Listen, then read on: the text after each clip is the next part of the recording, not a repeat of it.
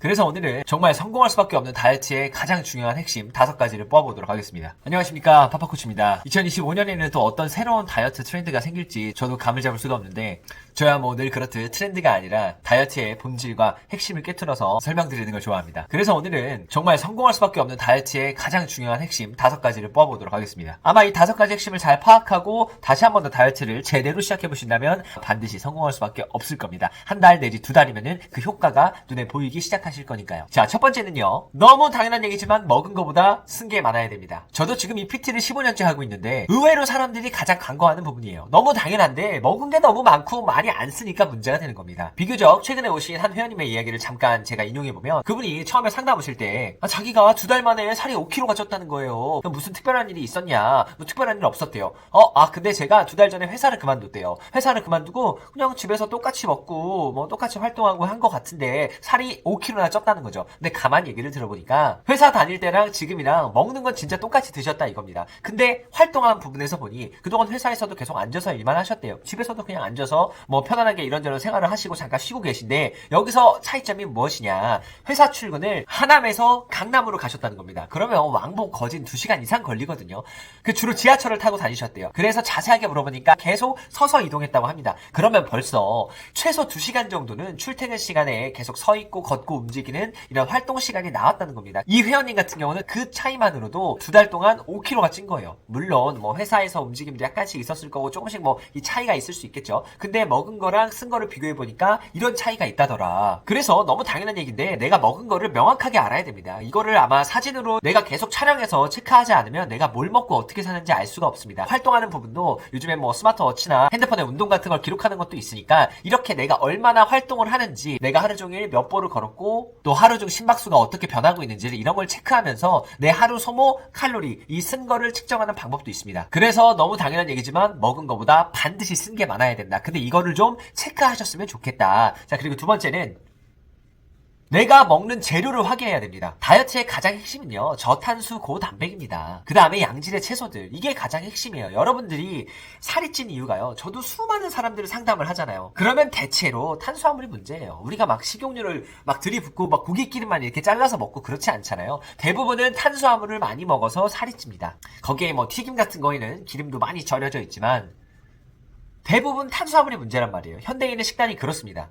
그러면 이게 제가 첫 번째 얘기했던 그 먹는 것보다 쓴 게 많아야 된다는 거에서 이 먹는 거를 아무리 줄여도 탄수화물을 똑같이 많이 먹으면서 전체적인 뭐 총량을 줄이고 뭐 꼭 필요한 영양소를 줄이는 거는 살이 조금씩 빠지게 하겠지만 언젠가 한계가 찾아옵니다. 탄수화물에 대한 의존도를 낮추는 게 가장 중요해요. 그럼 그걸 낮추려면 탄수화물에 대한 이 민감도가 되게 높은 이 몸 상태에서 탄수화물을 줄이면 굉장히 그 허기짐이 찾아옵니다. 양질의 단백질과 잎채소를 먹음에도 불구하고 그 허기짐, 입이 헛헛하고 분명히 밥을 먹었음에도 불구하고 뭔가 안 채워진 이 느낌을 완벽하게 없앨 수가 없어요. 그렇기 때문에 물리적으로 양질의 단백질을 많이 먹어야 되는 거고 잎채소도 많이 먹어야 되는 거고 그걸 땜빵치기 위해서 그 이후에 뭐 탄산수나 이런 걸 먹어주면은 이 물리적 포만감을 인위적으로 꽉 차게 만들어야 이 탄수화물의 의존도를 낮출 수가 있는 겁니다. 그리고 이제 양질의 단백질을 먹는다고 말씀드렸잖아요. 이 양질의 단백질을 먹을 때 이 단백질이 이왕이면 지방이 적어야 됩니다. 막 삼겹살보다는 이왕이면 목살 중에서도 좀 기름을 떼서 먹을 수도 있는 거고 또 완전 꽃등심보다는 우리가 부채살이나 기름기가 상대적으로 적은 부위, 그런 파트들을 선택해서 먹어야 되는 겁니다. 근데 이제 동물성 단백질 중에서도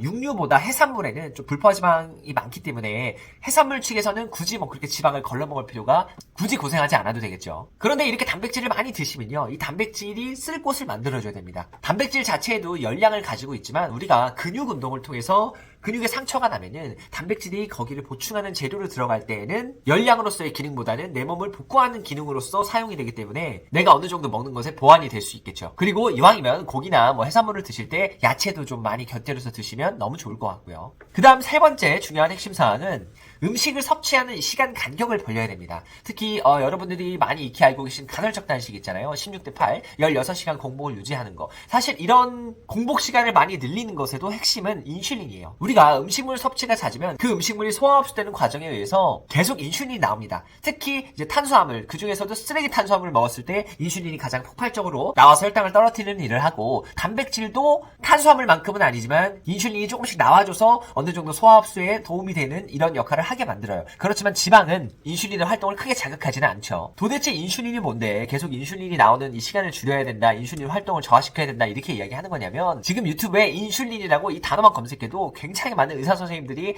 잘 내용을 풀어서 설명해주고 계실 겁니다. 그래서 영상을 한두 개 보셔서 인슐린에 대한 공부를 하고 오시면 너무 좋을 것 같아요. 간략하게 요약해서 말씀드리면, 우리 몸에서 인슐린이 나와서 활동하는 시간은 성장, 합성, 저장 이런 역할들을 해요. 그러면 내가 살을 빼고 싶으면 인슐린이 나와 있으면 합성, 저장, 성장을 하니 내 몸에 있는 지방을 가지고 쓰는 역할을 못하게 막는단 말이에요. 도와주지 않습니다. 반면에 인슐린이 활동하지 않는 동안에는 우리 몸이 지방 연소를 조금 더 효율적으로 할 수 있는 그런 준비를 하게 되고요. 그래서 왜 이렇게 생리학 서적에 살펴보면요, 인슐린이 적어도 음식물 섭취가 12시간 정도 하지 않았을 때 온전한 휴식 시간을 갖는다, 이런 내용들이 있습니다. 그래서 딱 인슐린이 온전하게 쉬는 12시간 되자마자 바로 먹기보다는 이왕이면 공복 시간을 조금 더 가져가면 우리 몸에서 손상되고 마태이간 세포들을 없애버리는 그런 오토포지 현상들도 일어나고 불필요한 지방들도 이렇게 써내는 이런 과정을 겪게 되니까 몇 시간이라도 더 겪었으면 하는 마음으로 우리가 최소 그래도 14시간 또는 16시간 그 이후 단식할 수 있으면 좋고, 이렇게 단식 시간을 길게 늘려가는 게 핵심이라는 겁니다. 물론 이렇게 단식을 하고 나서 너무 배고파서 죽을 것 같아 라고 음식을 많이 먹으면 이제 의미가 없어집니다. 그래서 내가 충분히 컨트롤할 수 있는 시간 정도의 단식 시간을 만들려고 노력하는 게 좋습니다. 예를 들어 저녁을 먹고 나서 14시간 정도 있다가 아침을 먹었다 가정했을 때, 그 다음 그 새로운 하루가 시작된 아침부터 그 저녁까지 좋아, 그러면 나는 14시간 참았으니까 나머지 10시간 동안은 막 우겨 넣어야겠다, 이러면 당연히 살이 안 빠지겠죠. 제가 아까 핵심사항 첫 번째 말씀드렸잖아요. 먹은 것보다 쓴 게 많아야 됩니다. 그 10시간 안에 이것저것 다 먹어버리면 살이 빠지겠습니까? 안 빠집니다. 그래서 핵심사항 두 번째가 먹는 재료들을 잘 선별해서 먹어야 된다는 거예요. 참 신경 쓸 게 많죠. 음식량도 조절해서 먹어야 되고, 그 안에 있는 구성 성분도 조정해야 되고, 또 먹는 시간 텀도 이 저녁과 아침 사이에 명확하게 시간을 벌려야 되고, 또 아침부터 저녁까지 먹을 때 이왕이면은 계속 2시간 간격으로 뭘 먹기보다는 식사 텀을 최대한 벌릴 수 있는 만큼 많이 벌려 먹는 게 좋습니다. 이왕이면 최소 4시간 정도는 이 거리감을 두고 먹는 게 가장 이상적이겠죠. 또는 애초에 든든하게 두 끼만 먹는 방식도 있습니다. 그 다음 핵심사항 네 번째가 바로 근육 운동입니다. 물론 우리가 근육 운동을 하는 게 칼로리 소모 목적도 있겠지만, 아까 저희가 얘기한 핵심사항 두 번째가 양질의 단백질을 먹는 거였습니다. 그럼 우리가 이렇게 다량 섭취한 양질의 단백질들이 보낼 곳이 있어야 된다는 이야기죠. 근육 운동을 해서 손상시켜서 여기에 회복시켜야 될 재료를 얼른 가져와라 라고 이렇게 요청할 때만큼 내가 근육 운동을 하지 않으면 그 단백질원들이 일부분 필요한 부분에 쓰이긴 하겠지만 그렇게 원활하게 몸을 회복하고 구성하는 데 쓰이지는 않을 거란 이야기죠. 그래서 근육 운동을 충분히 잘 하고 있어야지만 양질의 단백질을 조금 더 넉넉하게 먹을 권리가 생기는 겁니다. 또 이렇게 근육 운동을 통해서 또 재료를 잘 채워 넣음을 통해서 이렇게 다 근육들이 성장하고 또 단단해지고 힘이 생기면 우리 몸에 대사량이 올라갑니다. 이게 뭐 근육량이 엄청나게 올라갔다를 표현하기보다는 근밀도가 좀 더 높아지고 기능 자체가 좋아진다라고 말하는 게 좀 더 좋을 것 같아요. 왜냐하면 근육의 볼륨 자체를 엄청 크게 만드는 건 또 다른 이야기거든요. 그래서 어쨌든 이렇게 근육의 기능도 좋아지고 근육의 질도 좋아지면은 우리가 똑같은 활동을 하더라도 소모되는 에너지 효율이 훨씬 더 좋아지겠죠. 그래서 좀 운동을 많이 한 저 같은 사람과 또 운동을 하지 않은 저랑 동일한 키와 체중에 있는 스펙의 사람이 저랑 똑같이 신체 활동을 했다, 뭐 바깥에 나가서 우리가 1km 정도를 걸었다 했을 때 아마 소모되는 에너지 칼로리가 조금은 제가 더 높지 않을까. 그래서 이렇게 에너지 연소율이 높아지면 나중에 다이어트 감량 기간이 어느 정도 마치고 난 다음에도 이 몸을 유지하는데, 유지어터의 삶을 사는데 이 근육 운동을 했던 것들이 일종의 요요 바리케이트 역할을 해줍니다. 쉽게 몸이 돌아가지가 않아요. 그렇기 때문에 다이어트 할 때 꼭 근육 운동을 해야 되는 이유이기도 합니다. 다음에 또 다른 숨겨진 이유가 있는데, 젊은 친구들은 모를 수 있어요. 근데 30대 후반, 40대, 50대, 60대, 저는 40, 50, 60대 회원님들이 진짜 많거든요. 이분들이랑 이야기를 해보면요, 이제 몸이 계속 아픕니다. 저도 여기저기 부상당한 데가 너무 많아서 통증이 몸에 곳곳에 잦은 편인데, 여러분들이 근육을 튼튼하게 만들어 가지 않으면 그 근육이 일을 해야 될 걸 뼈대가 일하게 됩니다. 그랬을 때 뼈대가 점점 약화됨에 따라 뼈대에 손상이 찾아오고 여러분들이 몸 곳곳이 아프게 됩니다. 그래서 근육 운동이 반드시 필요하고 의사 선생님들이 나이가 들면 들수록 이 근육 운동을 꼭 해줘야 된다, 이렇게 말씀하는 이유이기도 해요. 그 다음 마지막 다섯 번째가 걷는 시간을 확보하는 거예요.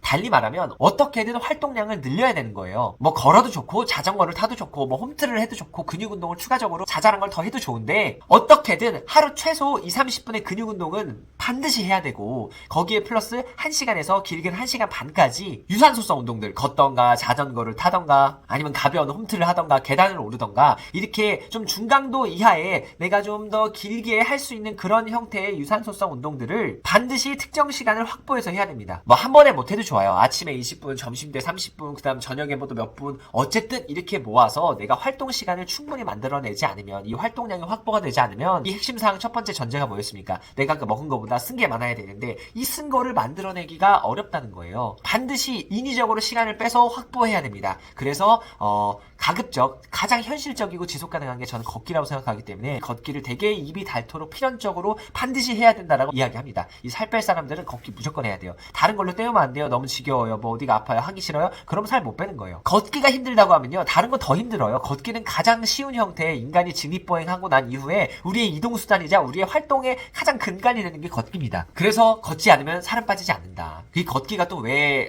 되게 좋냐 하면은 내가 얼만큼 에너지를 썼는가 이걸 환산하기가 되게 좋아요. 예를 들어 뭐 70kg 사람이 1km를 걸었습니다. 약간의 골격근량에 따라 또 키에 따라 다르긴 하겠지만 아주 쉽게 환산하면요, 그냥 계산편이상 70kg의 사람이 1km를 걸었을 때 약 70칼로리가 빠진다고 생각하면은 단위 환산하는데 엄청 쉽습니다.